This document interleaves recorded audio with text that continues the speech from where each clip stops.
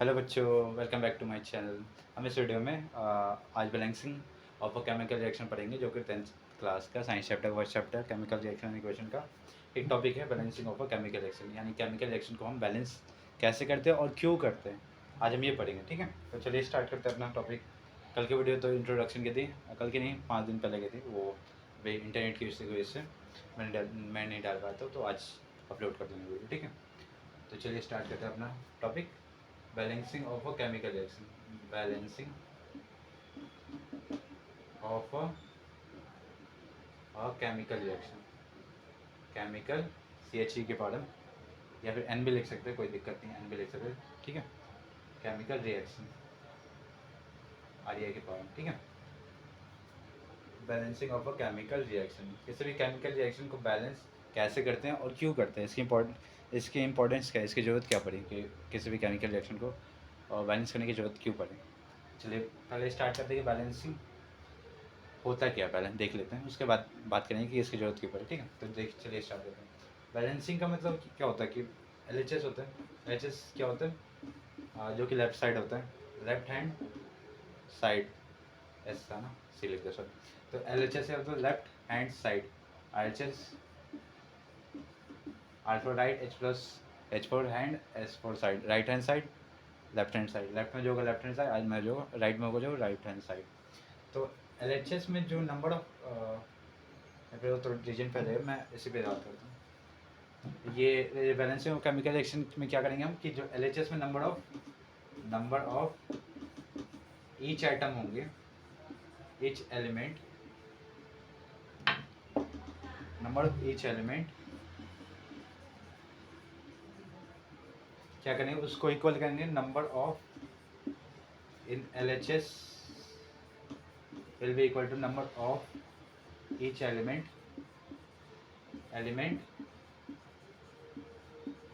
इन RHS। LHS में जितने each element के जितने नंबर होंगे, जितने नंबर ऑफ एलिमेंट्स होंगे, उतने ही नंबर ऑफ एलिमेंट्स RHS में होंगे। करने पड़ेंगे हमें, क्योंकि किसी भी रिएक्शन को बैलेंस करने के लिए हमें number of elements in each LHS will be equal to number of element in RHS। तो LHS में जितने नंबर ऑफ एलिमेंट होंगे, उतने ही नंबर ऑफ एलिमेंट RHS में हमें करने पड़ेंगे बैलेंस करने के लिए। ठीक है, तो ये बैलेंसिंग हम यही करेंगे, जितने एलिमेंट्स LHS में होंगे उतने ही एलिमेंट्स हमें RHS में करने पड़ेंगे, या फिर जितने एलिमेंट्स RHS में होंगे उतने एलिमेंट्स हमें LHS में करने पड़ेंगे, तब जाकर वो कोई भी रिएक्शन बैलेंस होती है। कोई भी रिएक्शन जैसे C+O2 है या CO2, या फिर यहाँ पे जितने एलिमेंट हो गए, इसको बोलते हैं LHS, इसको बोलते हैं RHS, left hand side, right hand side. तो LHS में जितने एलिमेंट्स होंगे उतने ही elements right hand side RHS में हम करेंगे, तभी जाके क्या होगा, ये रिएक्शन बैलेंस होगा। यहाँ पे क्या था, कार्बन कितने 1, यहाँ पे 1 है, ऑक्सीजन कितना है 2, तो यहाँ पे 2 है, तो यहाँ तो बैलेंस है, क्योंकि ईच एलिमेंट क्या है, दोनों LHS और RHS में दोनों number of each element same है। Number of each element, carbon के एलिमेंट कितने हैं, एक, यहाँ पे ऑक्सीजन के 2 एलिमेंट, तो यहाँ पे ऑक्सीजन के 2 एलिमेंट, तो number of each element same है LHS और RHS में। तो ये balanced chemical reaction, B for balance, C for chemical, R for reaction, BCR है, बैलेंस्ड केमिकल रिएक्शन। ठीक है, तो ये होता है कि किसी भी रिएक्शन को बैलेंस करने के लिए हम क्या करते हैं, जितने भी नंबर ऑफ एलिमेंट्स होते हैं LHS में, उतने ही हम क्या करते हैं, नंबर ऑफ एलिमेंट्स RHS में करते हैं, या फिर जितने भी नंबर ऑफ एलिमेंट्स RHS में होते हैं, उतने नंबर ऑफ एलिमेंट्स हम LHS में करते हैं, ताकि वो दोनों रिएक्शन, वो जो रिएक्शन वो बैलेंस हो जाए। या फिर आप LHS के या फिर रिएक्टेंट भी यूज कर सकते हैं। ऐसे ही बोल सकते हैं आप कि जितने नंबर ऑफ एलिमेंट LHS में रिएक्टेंट में होंगे, और ये RHS को प्रोडक्ट भी बोल सकते हैं। तो नंबर ऑफ जितने एलिमेंट्स जितने रिएक्टेंट में होंगे, उतने ही नंबर ऑफ एलिमेंट हमें प्रोडक्ट में करने होंगे, तब जाके वो कोई भी रिएक्शन बैलेंस होगी। या फिर जितने भी नंबर ऑफ एलिमेंट प्रोडक्ट में होंगे, उतने ही नंबर ऑफ एलिमेंट रिएक्टेंट में करने होंगे, ताकि कोई भी रिएक्शन बैलेंस हो सके।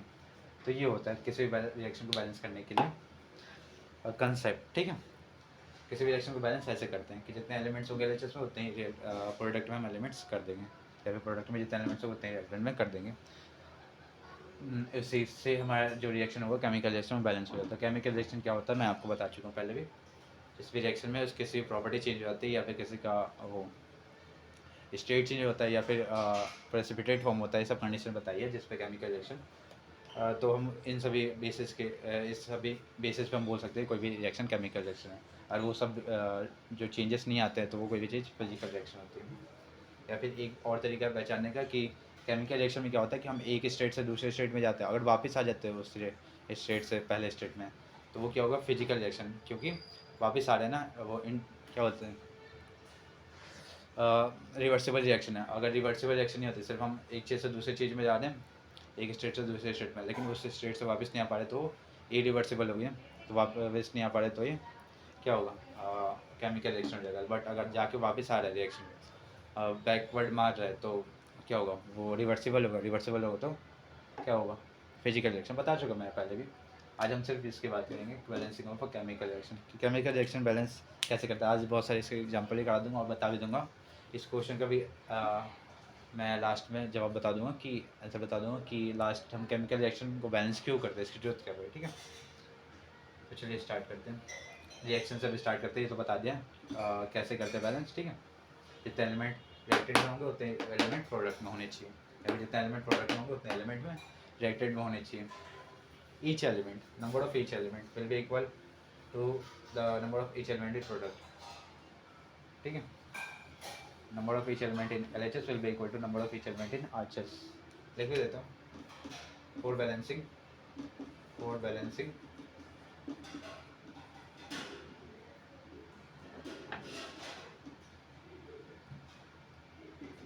फॉर बैलेंसिंग एक second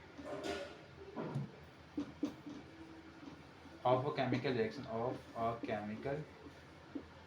reaction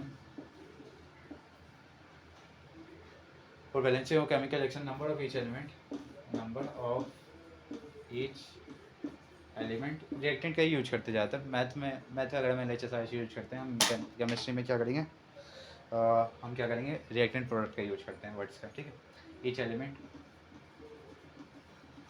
number of each element in reactant, ठीक है, रिएक्टेंट यूज कर रहे हैं। रिएक्टेंट विल बी इक्वल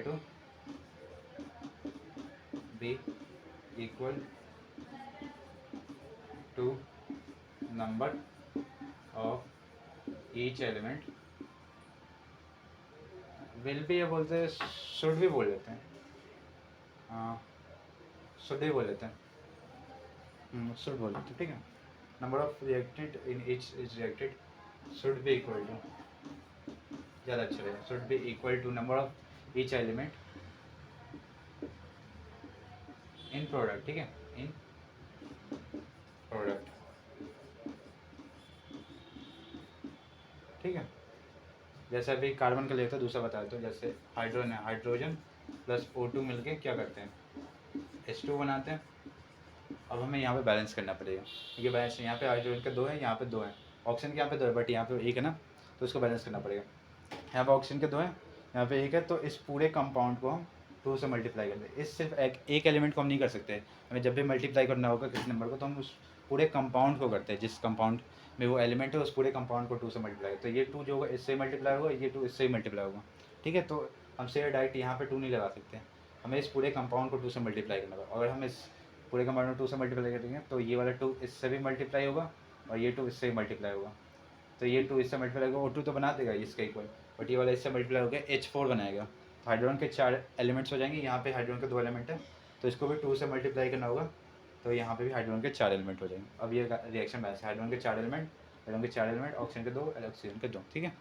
तो ये हो गया हमारे पास बैलेंस केमिकल रिएक्शन। यहाँ पे ईच एलिमेंट क्या है, ईच एलिमेंट एक हाइड्रोजन का हो गया, एक ऑक्सीजन का एलिमेंट, 2 एलिमेंट है यहाँ पे, तो ईच एलिमेंट यानी एक एलिमेंट। पहला एलिमेंट हाइड्रोजन था, इसके यहाँ पे 4 एलिमेंट है, तो यहाँ पे हाइड्रोजन के 4 है। यहाँ पे दूसरा एलिमेंट ऑक्सीजन है, तो ऑक्सीजन के यहाँ पे कितने हैं, 2 एलिमेंट है, तो यहाँ पे ऑक्सीजन के 2 एलिमेंट है। तो अब ये reaction balanced chemical reaction, balanced chemical reaction, BCR, B for balance, C for chemical, R for reaction, ठीक है। तो ये हो गया हमारे पास। चलिए बहुत सारे एग्जाम्पल करा देते हैं इसके, और भी बहुत सारे हैं, तो चलिए मैं मिटा जा रहा हूँ, नोट कर लीजिए। तो चलिए स्टार्ट करते हैं अपने रिएक्शन से, बहुत सारे रिएक्शन।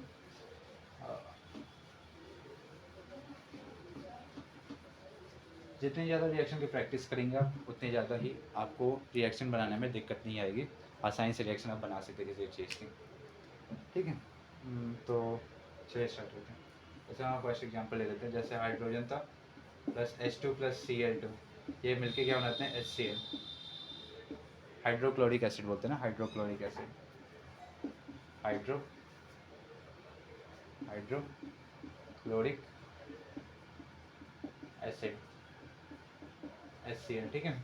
तो ये हाइड्रोजन H2 बताया था मैंने, ये दोनों H2 I2 Cl2 ऐसा एग्जिस्ट करते हैं ये सब एलिमेंट, ठीक है। H2 + Cl2 gives HCl, hydrochloric acid. यहाँ पे हाइड्रोजन 2 है, यहाँ पे भी क्लोरीन 2 है, बट यहाँ पे हाइड्रोजन 1 है, यहाँ पे क्लोरीन भी 1 है। तो हमें बैलेंस करना पड़ेगा ना, यहाँ पे 2 है हाइड्रोजन, यहाँ पे हाइड्रोजन 1 है, उसको बैलेंस करने की जरूरत है। तो हाइड्रोजन 2 है ना, ईच एलिमेंट को हमें बैलेंस करना है। यहाँ पे एक पहले हम हाइड्रोजन ले लेते हैं, पहला एलिमेंट। हाइड्रोजन के यहाँ पे 2 एलिमेंट है, यहाँ पे 1 ही है, तो इसको इस पूरे कंपाउंड को करना पड़ेगा 2 से मल्टीप्लाई, सिर्फ हाइड्रोजन को नहीं कर सकते, इस पूरे कंपाउंड को करना पड़ेगा 2 से मल्टीप्लाई। तो ये वाला जो होगा इससे मल्टीप्लाई होगा, ये वाला इससे मल्टीप्लाई होगा, ठीक है। तो हाँ, पूरे जिस भी कंपाउंड में वो एलिमेंट होता है जिसको हमें बैलेंस करना पड़ता है, हम उस पूरे कंपाउंड को किसी नंबर से मल्टीप्लाई करते हैं, रिक्वायर्ड नंबर से। ये रिक्वायर्ड नंबर है ना 2, हमें यहाँ पे 2 से मल्टीप्लाई है, तो ये रिक्वायर्ड नंबर है। तो हमें किसी भी एलिमेंट को अगर बैलेंस करना है, उससे मल्टीप्लाई करना है, तो हम वो जो एलिमेंट उस जिस कंपाउंड में उस पूरे कंपाउंड को उस नंबर से मल्टीप्लाई करते हैं। यहाँ पर हाइड्रोजन का 2 एलिमेंट चाहिए था हमें, क्योंकि यहाँ पर हाइड्रोजन 2 है, यहाँ पे 2 चाहिए, तो इस पूरे कंपाउंड को HCl में ये एलिमेंट है, तो इस पूरे कंपाउंड को हम 2 से मल्टीप्लाई करें, और ये 2 से मल्टीप्लाई करना है इस पूरे कंपाउंड को, तो ये 2 हाइड्रोजन से भी होगा, ये 2 क्लोरीन से भी होगा। हाइड्रोजन से मल्टीप्लाई होकर H2 तो बना देगा, बट क्लोरीन को ये क्लोरीन से मल्टीप्लाई होगा ना, तो 2 Cl से मल्टीप्लाई होता है तो Cl2 बनेगा। यहाँ पे क्लोरीन के भी 2 एलिमेंट हो जाएंगे, यहाँ पे 2 एलिमेंट है, ये बैलेंस हो चुका है। यहाँ पे क्लोरीन के 2 एलिमेंट, क्योंकि इससे मल्टीप्लाई होता है, क्लोरीन के 2 एलिमेंट, यहाँ पे क्लोरीन के 2 एलिमेंट है, यहाँ पे हाइड्रोजन के 2, यहाँ पे हाइड्रोजन के 2। अब ये बैलेंस्ड केमिकल रिएक्शन, ठीक है, 20 बैलेंस्ड केमिकल रिएक्शन BCl, ठीक है। नेक्स्ट देखते हैं अगला H2, चलिए देखते हैं। जैसे ZnCl2 है प्लस K, ठीक है, K2SO4 ये डबल डिस्प्लेसमेंट आ गया ना रिएक्शन। यहाँ पे ये आयंस इंटरचेंज हो जाएंगे, यहाँ पे क्या बनेगा, आयंस इंटरचेंज हो जाएंगे ना। जब भी 2 कंपाउंड आपस में रिएक्ट करते हैं तो वो डबल डिस्प्लेसमेंट रिएक्शन होता है, क्योंकि उसके आयंस आपस में इंटरचेंज हो जाते हैं। तो एक ये इसके साथ रिएक्ट करेगा और जिंक इसके साथ, तो के इसके साथ रिएक्ट करेगा तो KCl बनाएगा, और जिंक इसके साथ रिएक्ट करेगा तो सल्फेट के साथ तो ZnSO4 बता रखा है। और ये कैसे बनते हैं ये भी बता रखा है मैंने क्रॉस करके। इसे जिंक पे +2 आता है, सल्फेट पे -2, क्रॉस करने के बाद 2 कॉमन ले लेते हैं, ZnSO4 बनता है।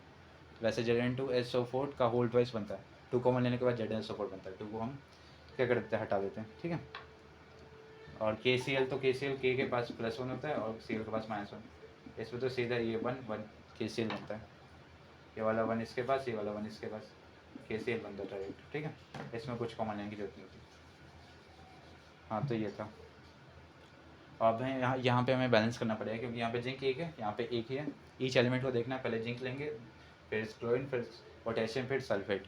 ये अलग अलग एलिमेंट नहीं लेना, हमें इस पूरे कंपाउंड को लेना है। सल्फेट एक अपना पूरा कंपाउंड होता है, SO4 -, तो हमें इस पूरे कंपाउंड को लेना पड़ेगा, सल्फर को ऑक्सीजन को अलग अलग नहीं ले सकते, ठीक है। हाँ, तो यहाँ पे क्या होगा, सल्फेट हमें इसे बैलेंस करना पड़ेगा। जिंक तो 1 है, ईच एलिमेंट को लेना, पहला एलिमेंट ये होगा, क्लोरीन दूसरा एलिमेंट, पोटेशियम तीसरा, सल्फेट चौथा, ठीक है, फोर्थ। तो हमें पहले जिंक का लेना है, फर्स्ट एलिमेंट लेते हैं। जिंक 1 है यहाँ पे भी 1 है, तो ये बैलेंस है। जिंक के लिए कोई चेंज करने की जरूरत नहीं है। क्लोरीन यहाँ पे 2 एलिमेंट है, यहाँ पे क्लोरीन के 1 एलिमेंट है, तो हमें इसे 2 करने के लिए इस पूरे कंपाउंड को 2 से मल्टीप्लाई करना पड़ेगा। ये 2 पोटेशियम से मल्टीप्लाई होगा, क्लोरीन से मल्टीप्लाई होगा। अगर ये क्लोरीन से मल्टीप्लाई होगा तो Cl2 बना देगा, जो कि हमें चाहिए। और ये पोटेशियम से मल्टीप्लाई हुआ तो K2 बना देगा, यहाँ पे K2 था, ये भी बैलेंस, K2 ही बैलेंस हो गया यहाँ पे, ठीक है। और सल्फेट क्या है, सल्फेट 1 है यहाँ पे, सल्फेट पूरे कंपाउंड पे सल्फेट ये है ना SO4, इस पूरे कंपाउंड का जो अमाउंट है 1 है ना। सिर्फ ऑक्सीजन को नहीं देखना, ये 4 जो है ये सिर्फ ऑक्सीजन पे है, इस पूरे SO4 पे सिर्फ 1 है, इसका कोफिशिएंट 1 है, तो इस पूरे कंपाउंड की क्वांटिटी 1 है, क्वांटिटी इस पूरे कंपाउंड की क्वांटिटी 1 है, ठीक है। ऑक्सीजन की क्वांटिटी 4 है यहाँ पे, इस पूरे सल्फेट की क्वांटिटी यहाँ पे 1 है, ठीक है। तो ये बताना था।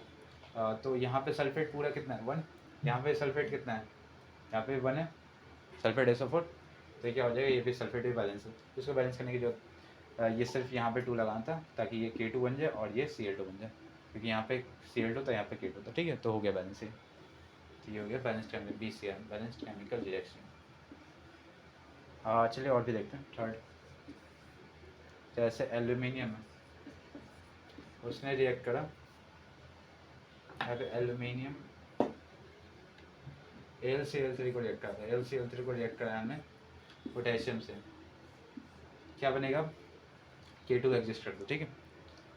हाँ तो ये वाला क्या करेगा, ये मोर रिएक्टिव है, डिस्प्लेसमेंट रिएक्शन, ये वाला एलिमेंट इसको हटा देगा, तो क्या बनेगा, K और Cl किस क्या मिलकर क्या बनाते हैं, KCl बनाते हैं, K पे +1 Cl पे -1, 1 क्या होगा, क्रॉस होगा, KCl बनेगा। और साथ में ये वाला एल्यूमिनियम, इसको एल्यूमिनियम को हटा रहे हैं पोटेशियम, तो एल्यूमिनियम अलग हो जाएगा, Al2 एग्जिस्ट नहीं करता, Al एग्जिस्ट करता है, ठीक। हाँ तो एल्यूमिनियम बनेगा। अब हमें इसे बैलेंस करना पड़ेगा, एल्यूमिनियम कितना है, ईच एलिमेंट को देखते हैं, पहले एल्यूमिनियम है, फिर क्लोरीन, फिर पोटेशियम। तो एल्यूमिनियम कितना है 1, यहाँ पे एल्यूमिनियम 1 है, तो एल्यूमिनियम को बैलेंस करने की जरूरत है नहीं, वो पहले से बैलेंस है। अब क्लोरीन को देखना पड़ेगा, क्लोरीन यहाँ पे कितना है 3, यहाँ पे 1 है, इसको 3 से मल्टीप्लाई कर दें, ठीक है, कर दिया। यहाँ पे क्लोरीन 3 थे, यहाँ पे क्लोरीन 3 हो गए, बट ये 3 जो होगा पोटेशियम से मल्टीप्लाई होगा तो K3 बन जाएगा, यहाँ पे K2 है ना, तो 3 बन रहा है, तो 3 से इसको मल्टीप्लाई कर देंगे, और साथ में इस पूरे कंपाउंड को फिर से 2 से मल्टीप्लाई कर देंगे, ठीक है। इसको बैलेंस करने में थोड़ा ध्यान देना पड़ेगा, बता रहा हूँ, ध्यान से देखिए। यहाँ पे पोटेशियम कितना था, हमने क्लोरीन यहाँ पे 3 थे, इसको 3 करने के लिए हमने इस पूरे कंपाउंड को 3 से मल्टीप्लाई किया, K3 हो गया, बट यहाँ पे K2 था, तो K2 यहाँ पे 3 था ना, K3 था, तो हम इस 3 को इससे मल्टीप्लाई करें तो K6 हो जाएगा, और इस 2 को इस पूरे कंपाउंड से मल्टीप्लाई करें तो K, इसके जो कोफिशिएंट होते हैं, इसका 3 था, इसका 2 था, इसको आपस में मल्टीप्लाई करते हैं, इसका 3 इससे मल्टीप्लाई होगा, इसका और इसका 2 इससे मल्टीप्लाई हुआ, तो इस पूरे कंपाउंड को इसके 2 से मल्टीप्लाई करेंगे, और इस पूरे कंपाउंड को इसके 3 से मल्टीप्लाई करेंगे, दोनों के कोफिशिएंट आपस में इंटरचेंज होकर मल्टीप्लाई होते हैं। इसका कोफिशिएंट 3 था, तो ये 3 इससे कम मल्टीप्लाई हुआ, इसका कोफिशिएंट 2 था, तो ये 2 इससे मल्टीप्लाई हुआ, तो ये बना। हाँ तो अभी बैलेंस हुआ नहीं है, यहाँ पे K क्या हो गया, K6 हो गया, यहाँ पे K6 हो गया, ठीक है। यहाँ पे क्लोरीन कितना हो गया, ये 3 इससे मल्टीप्लाई हुआ तो Cl3, और ये 2 इससे मल्टीप्लाई हुआ तो Cl3, तो ये वाला इससे मल्टीप्लाई होगा Cl3, और ये वाला 2 इससे मल्टीप्लाई होगा तो Cl6 बन जाएगा ना, ठीक है, तो Cl6 बनेगा। बट यहाँ पे क्या है, यहाँ पे Cl3 है ना, इसको मल्टीप्लाई करना पड़ेगा 2 से, तभी आगे Cl6 बनेगा, यहाँ पे 2 से मल्टीप्लाई कर देंगे, बट ये इससे मल्टीप्लाई होगा तो Al2 बनेगा। अब इस Al2 को, यहाँ पे Al है ना, तो इसको भी 2 से मल्टीप्लाई करना पड़ेगा ताकि ये Al2 बन जाए। अब ये हो चुका है पूरी तरह से बैलेंस, ठीक है। तो यहाँ पे ये 2 इससे मल्टीप्लाई होकर 6 कर देगा ना, तो ये वाला 2 इससे मल्टीप्लाई करके इसको 6 कर दिया, मैं इसको हटा रहा हूँ क्योंकि इस 2 को मैंने इससे मल्टीप्लाई कर दिया 2 से, तो Al6 बन गया। तो ये था बैलेंसिंग में, इसमें आपको थोड़ा ध्यान देना पड़ेगा। क्या हुआ, यहाँ पे AlCl3 था, यहाँ पे पोटेशियम था K2, और KCl था, और एल्यूमिनियम बना था, ठीक है। तो यहाँ पे एल्यूमिनियम, क्लोरीन कितने थे, पहले हमने एल्यूमिनियम को देखा 1 था पहले, उसके बाद एल्यूमिनियम को देखा यहाँ पे 3 थे, यहाँ पे कितने थे, यहाँ पे 1 थे, ठीक है। तो इसको 3 करने के लिए हमने क्या करा, इस पूरे कंपाउंड को 3 से मल्टीप्लाई कर दिया, तो यहाँ पे तो एल्यूमिनियम तो 3, क्लोरीन तो 3 हो गया, बट पोटेशियम भी 3 हो रहा था, बट यहाँ पे पोटेशियम 2 था। तो हमने एक बताता हूँ मैथ्स का ये टॉपिक का, यहाँ पे अगर जैसे 2/3 है और 5/7 है, अब अगर हमें इसके डिनोमिनेटर सेम करने हो तो हम क्या करते हैं, इसके जो डिनोमिनेटर है इसको आपस में मल्टीप्लाई कर, इसका डिनोमिनेटर इसके ऊपर नीचे मल्टीप्लाई करते हैं, और इसका जो डिनोमिनेटर है इसको ऊपर नीचे मल्टीप्लाई करते हैं, तभी तो ये 7 3 31, 3 7 31, तभी तो डिनोमिनेटर जो होते हैं 21, तभी तो डिनोमिनेटर सेम होते हैं। तो हम आपस में मल्टीप्लाई करते हैं ना, इसके जो जिसको हमें सेम करना था है उसको आपस में इंटरचेंज करके मल्टीप्लाई करते हैं। यहाँ पे 3 था, यहाँ पे 2 था, यहाँ पे 3, यहाँ पे 2 था, हमें सेम करने हैं दोनों को, तो इस 3 को इससे मल्टीप्लाई करेंगे, इस 2 को इससे मल्टीप्लाई कर देंगे, तो ये वाला 3 यहाँ पे मल्टीप्लाई हुआ है तो यहाँ पे 3 आ गया, और ये वाला 2 यहाँ पे मल्टीप्लाई हुआ तो यहाँ पे 2 आ गया था। अब ये 2 इस 3 से मल्टीप्लाई हुआ तो 6 कर देगा इसको, और ये वाला जो 2 यहाँ पे 3 लगा था हमने, और एक सेकेंड यहाँ पे K2 था ना, हाँ, तो ये वाला 3 जो होगा ये इसका 2 था, ये 3 इस 2 से मल्टीप्लाई हो तो K6 बन जाता है, बट आप ऐसे ले सकते हो K2 और यहाँ पे 3, ठीक है, ये वाला 3 से मल्टीप्लाई K6 बना दें। आशा है आ गया होगा समझ, ठीक है। ये ऐसे करते हैं बैलेंसिंग, जैसे डिनोमिनेटर सेम करना होता तो हम इसके डिनोमिनेटर को आपस में इंटरचेंज करके ऊपर नीचे मल्टीप्लाई करते थे दोनों में। वैसे यहाँ पे भी है, यहाँ पे जो कोफिशिएंट है उसको आपस में, इसका कोफिशिएंट इससे मल्टीप्लाई होगा, इसका कोफिशिएंट इससे मल्टीप्लाई होगा, तो उसके जो कोफिशिएंट होगा आगे सेम हो जाते हैं। तो ये करते हैं हम ताकि बैलेंस हो जाए, ठीक है। तो यही था बस, और उसके बाद क्या हुआ था, यहाँ पे 6 हो गया, फिर क्लोरीन कितने थे, यहाँ पे क्लोरीन 6 हो गए थे ना, यहाँ पे 3 थे, तो यहाँ से 2 पे मल्टीप्लाई करना पड़ेगा, हम एक क्लोरीन को तो कर नहीं सकते, इसको एक कंपाउंड को करना पड़ेगा, यहाँ पे 2 से मल्टीप्लाई करेंगे तो AlCl6, तो ये वाला Cl6 तो हो जाएगा, बट एल्यूमिनियम भी 2 हो जाएगा, तो यहाँ पे भी 2 से करना पड़ेगा ताकि एल्यूमिनियम 2 हो जाए, तो बस ये था बैलेंसिंग में। थर्ड ये भी हो गया हमारे पास बैलेंस्ड केमिकल रिएक्शन BCl, ठीक है। तो ये था हमारे पास बैलेंस केमिकल रिएक्शन। चलिए मैं मिटा रहा हूँ इसको, अब नोट कर लीजिए, इसको नोट करने की ज़रूरत नहीं है,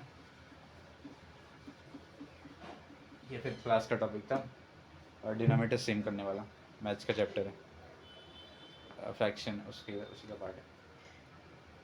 डिनोमिनेटर सेम करते हैं, हम देखते हैं ना कि कौन सा बड़ा है डिनोमिनेटर, कौन सा फ्रैक्शन बड़ा है कौन सा फ्रैक्शन छोटा हो। 3 केसेस बनते हैं ना उसमें, एक होता है या तो उसके डिनोमिनेटर सेम हो दोनों के डिनोमिनेटर, तो उसमें हम कंपेयर कर लेते हैं, जिसका डिनोमिनेटर बड़ा होगा वो नंबर बड़ा होता है। और दूसरा केस होता है कि उसमें डिनोमिनेटर सेम हो दोनों नंबर्स के, दोनों ही फ्रैक्शन के, तो उसमें जिसमें डिनोमिनेटर बड़ा होता है वो नंबर छोटा होता है, जिसका डिनोमिनेटर छोटा होता है वो नंबर बड़ा होता है। और तीसरा केस बनता है जिसमें कि 9 डिनोमिनेटर सेम हो 9 डिनोमिनेटर सेम हो, तब हमें डिनोमिनेटर सेम करना पड़ता है, या फिर डिनोमिनेटर सेम कर सकते हैं, जो भी मर्जी हो, आपकी मर्जी है। तो ज़्यादातर हम डिनोमिनेटर सेम करते हैं, तो डिनोमिनेटर सेम करने के क्या करते हैं, जो आपस में एक पहले का जो डिनोमिनेटर होगा दूसरे वाले नंबर के जो दूसरे वाले फ्रैक्शन के ऊपर नीचे मल्टीप्लाई कर देते हैं, और दूसरे वाले का जो डिनोमिनेटर होगा उसके पहले वाले के ऊपर नीचे मल्टीप्लाई कर देते हैं, जिससे डिनोमिनेटर सेम हो जाता है। न्यूमरेटर डिफरेंट रहता है, उसको फिर हम डिनोमिनेटर सेम होगा तो न्यूमरेटर से जिसका बड़ा होगा वो नंबर बड़ा हो जाता है, ऐसे कंपेयर करते हैं। चलिए मैं इसको मिटा रहा हूँ, फिफ्थ का था फ्रैक्शन चैप्टर।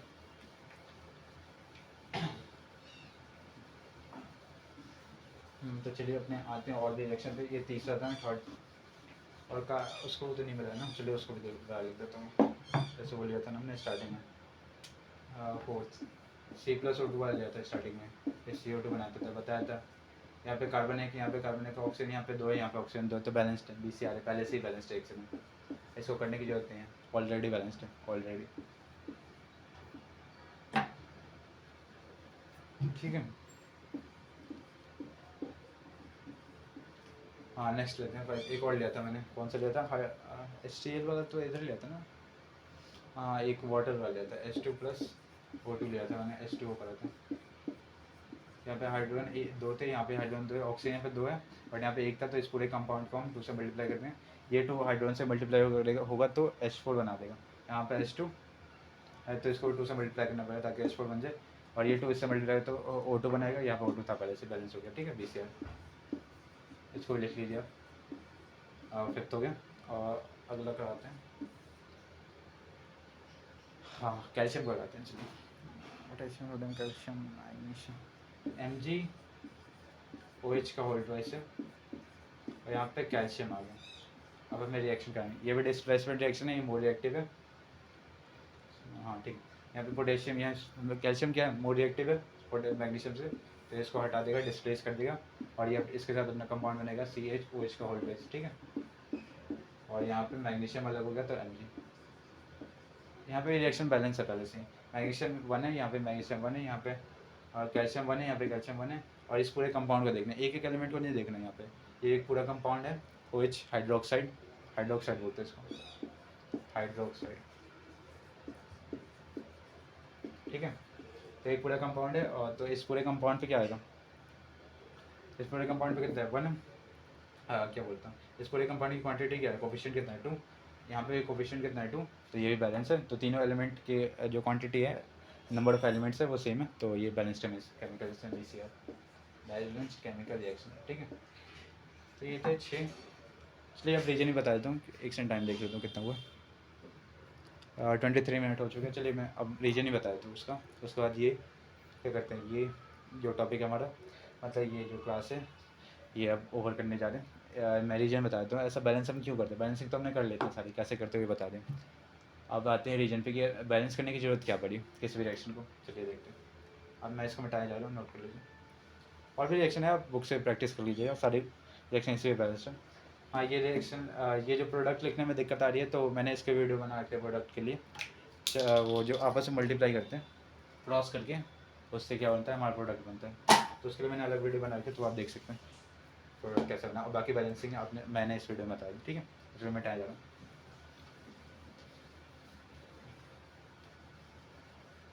तो चलिए अब देखते हैं इसका रीजन कि हमें बैलेंस करने की ज़रूरत क्या है, बैलेंस करना क्यों चाहिए किसी भी रिएक्शन को, क्योंकि बिना बैलेंस करे भी तो काम चल सकता है, बट बैलेंस क्यों करना चाहिए, बैलेंस की ज़रूरत क्या पड़ती है। तो अगर हम बैलेंस ना करें, कंजर्वेशन ऑफ मास याद है, डाल रखा उसका वीडियो, कंजर्वेशन ऑफ मास,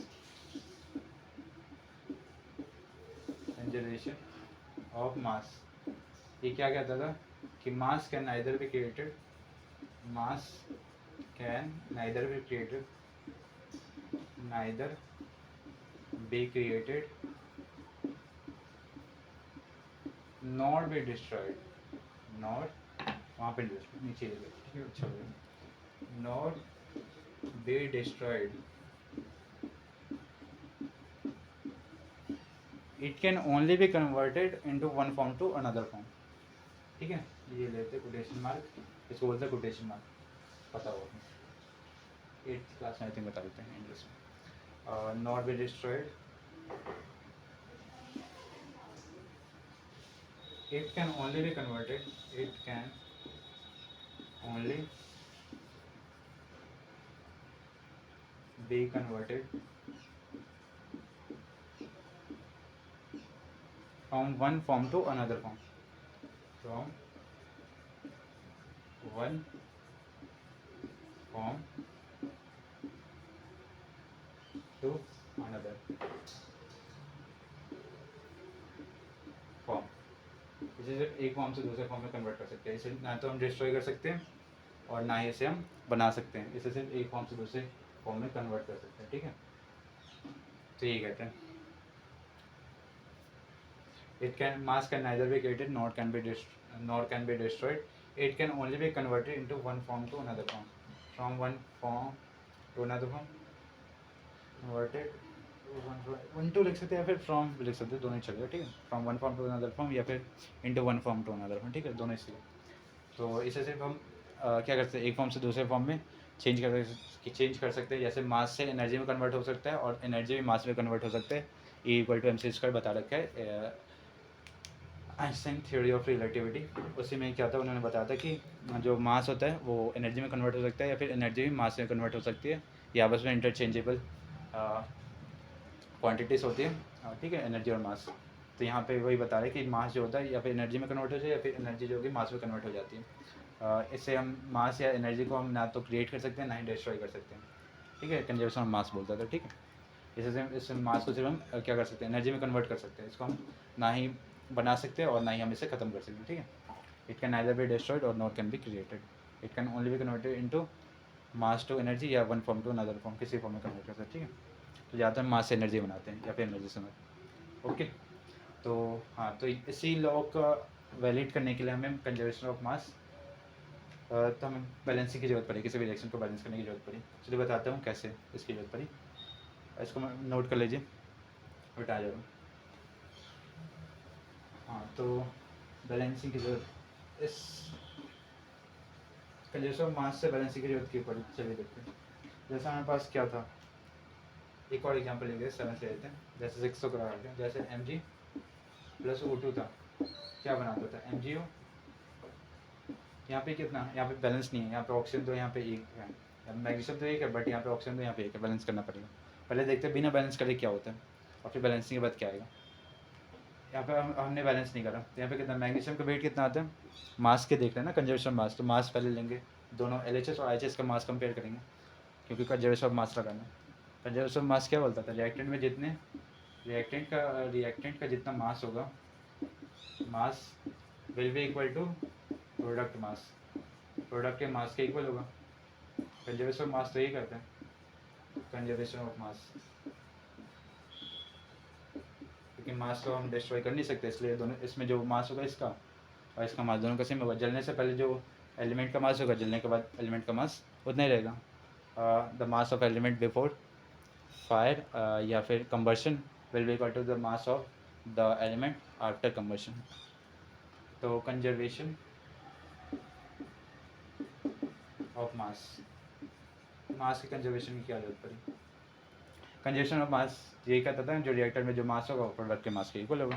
तो देखते हैं यहाँ पे वैलिड होता है नहीं होता, चलिए देखते हैं। यहाँ पे कितना था, रिएक्टेंट कितना है, मैग्नीशियम कितना होता है, मैग्नीशियम का होता है मैग्नीशियम कितना होता है 12 24 होता है, तो उससे मल्टीप्लाई करते हैं ना एटॉमिक मास निकालने के उसका एलिमेंट को नंबर का एलिमेंट, एटॉमिक नंबर को, या फिर 24 होगा। यहाँ पे ऑक्सीजन कितना होता है 16 से, एक का तो 16 होता है, दो एलिमेंट तो 32 हो जाएगा, 32 ग्राम, यहाँ पे 24 ग्राम, यहाँ पे मैग्नीशियम 24 प्लस ऑक्सीजन 16, एक ही एलिमेंट है तो 16 हो जाएगा।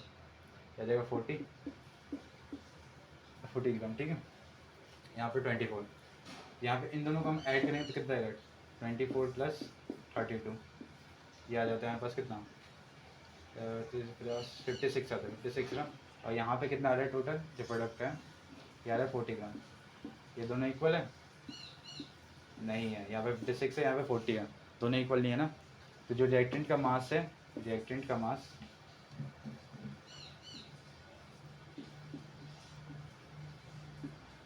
जो है प्रोडक्ट के मास के इक्वल नहीं हो रहा। देखिए यहाँ पे कंजर्वेशन ऑफ मास वैलिड नहीं है। Conservation of mass, conservation C of mass, COM यानी conservation, C for conservation of ample mass, COM valid नहीं है, does not valid, do not applicable बोल सकते हैं, एप्लीकेबल या फिर वैलिड बोल सकते हैं, कुछ बोल सकते हैं, एप्लीकेबल और वैलिड। यहाँ पे कंजर्वेशन ऑफ मास या फिर हाँ कंजर्वेशन ऑफ मास यहाँ पे वैलिड नहीं है। तो कंजर्वेशन ऑफ मास ऐसा तो नहीं सकता कि एनर्जी यहाँ पे 56 ग्राम था, यहाँ पे 40 ग्राम रहेगी, यहाँ पे 14 ग्राम वेस्ट आ रहा है, 14 ग्राम जो वेट है मास है यहाँ पे इस केस में वेस्ट हो रहा है। तो किस फॉर्म में वेस्ट होगा, वेस्ट हो नहीं सकता, क्योंकि वे जो यहाँ पे रिएक्टर में मास होगा प्रोडक्ट के मास से इक्वल होगा, जलने से पहले जो उसका मास होगा चलने के बाद उसका मास इक्वल होना चाहिए, बट यहाँ पे तो इक्वल नहीं हो रहा। तो यहाँ पे कंजर्वेशन ऑफ मास एप्लीकेबल नहीं है, वैलिड नहीं है, बट हमें इसको वैलिड करना पड़ेगा ताकि यहाँ पे जो रिएक्टेंट में मास है वो प्रोडक्ट के मास के इक्वल आ जाए। और इसी मास, इन दोनों के रिएक्टेंट का जो मास है प्रोडक्ट के मास को इक्वल करने के लिए, कंजर्वेशन ऑफ मास को हम वैलिड करने के लिए हम क्या करते हैं, इस रिएक्शन को बैलेंस करते हैं। अगर हम बैलेंस कर दें इस रिएक्शन को तो जो रिएक्टेंट का मास होगा प्रोडक्ट के मास के इक्वल आएगा, ठीक है।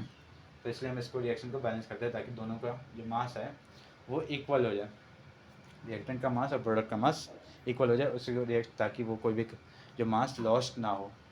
तो to prevent the mass of the reactant या फिर एन एलिमेंट या फिर an compound, we use the balancing of a chemical reaction to apply the what, conservation of mass. Conservation of mass लगाने के लिए, वैलिड करने के लिए हम क्या करते हैं, किसी भी रिएक्शन को बैलेंस करते हैं ताकि वो कोई भी रिएक्शन जो है कंजर्वेशन ऑफ मास उस पर काम कर सके, या फिर किसी मास का लॉस ना हो, उससे किसी मास के लॉस से बचाने के लिए हम केमिकल रिएक्शन को बैलेंस करते हैं। तो ऐसे लिख सकते हैं आप कि किसी एक, पहले लिख सकते हैं कि हम केमिकल रिएक्शन को बैलेंस करते हैं ताकि कंजर्वेशन ऑफ मास वैलिड हो, और दूसरा लिख सकते हैं कि केमिकल रिएक्शन को बैलेंस करते हैं ताकि कोई भी मास लॉस ना हो, या फिर प्रिवेंशन ऑफ मास या फिर कंजर्वेशन ऑफ मास, वही दो सेम ही बात होगी। तो ये लिख सकते हैं, कंजर्वेशन ऑफ मास को वैलिड करने के लिए हम क्या करते हैं, रिएक्शन को बैलेंस करते हैं। To apply the conservation of mass we क्या करते हैं, we balance the chemical reaction, ठीक है। तो किसी भी केमिकल रिएक्शन बैलेंस क्यों करते हैं, ताकि कंजर्वेशन ऑफ मास पे वैलिड हो।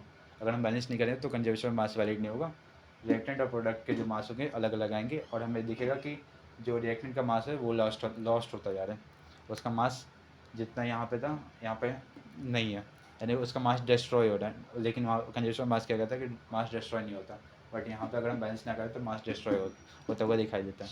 तो इसे डिस्ट्रॉय से बचाने के लिए हम क्या करते हैं, रिएक्शन को बैलेंस करते हैं ताकि कंजर्वेशन मास लागू वैलिड हो, एप्लीकेबल हो, और मास लॉस्ट ना हो या फिर डिस्ट्रॉय ना हो, ठीक है। तो यही रीजन था केमिकल ऑफ बैलेंसिंग करने के लिए। लिख देता हूँ शॉर्ट में इसको, किसी भी रिएक्शन को बैलेंस करने की जरूरत क्या रही, ताकि कंजर्वेशन ऑफ मास उस पर वैलिड हो, तो कोई मास लॉस ना हो। आप इसको नोट कर लीजिए, नोट आ जाओ। तो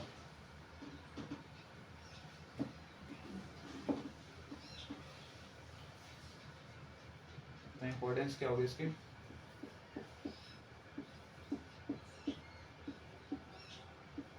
इम्पोर्टेंस क्या होगी इसकी, to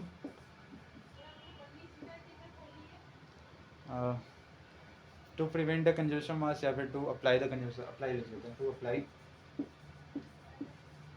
the conservation of mass, the conservation COM, conservation, C for conservation of ample mass, conservation of mass, B balance all the chemical reaction,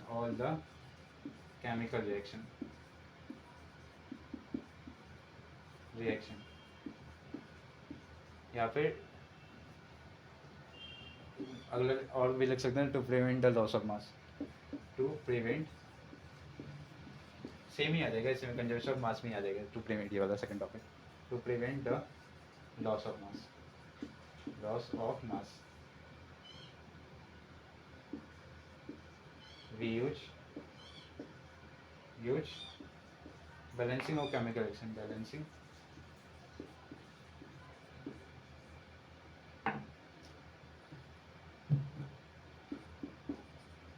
of chemical reaction, of chemical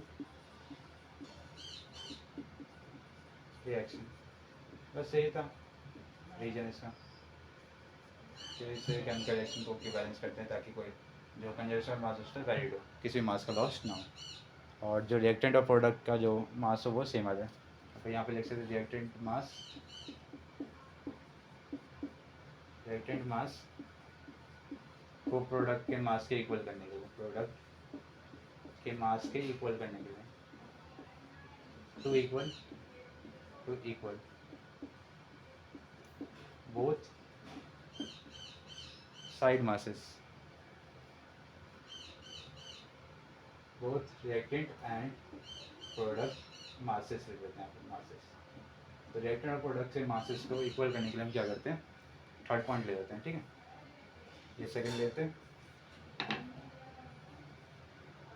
अरे इसको कहीं और लिख देता हूँ ज़्यादा अच्छा लगेगा ना, तो इक्वल reactant और product masses, इसको ले लेते हैं हम फर्स्ट, इसको ले लेते हैं सेकंड, और इसको ले थर्ड वाला कहाँ लिख दूँ, यहीं पे लिख देते हैं, इस इम्पोर्टेंस को बोला, ठीक है, और इम्पोर्टेंस यहाँ पे लिख देते हैं इम्पोर्टेंस, थर्ड पॉइंट हो जाएगा इसका कि to equal reactant and product both masses, इसको आप ब्रैकेट में लिख लीजिए, इसको हम रिएक्टेंट और प्रोडक्ट के मासेस को इक्वल करने के लिए, R for reactant, P for product के मासेस को इक्वल करने के लिए हम बैलेंस करते हैं किसी भी केमिकल रिएक्शन को। तो ये था हमारा अच्छा टॉपिक। तो चलिए आज के लिए बस इतना ही, मिलते हैं फिर नेक्स्ट वीडियो में, और पढ़ते रहिए, तब तक के लिए बाय बच्चों।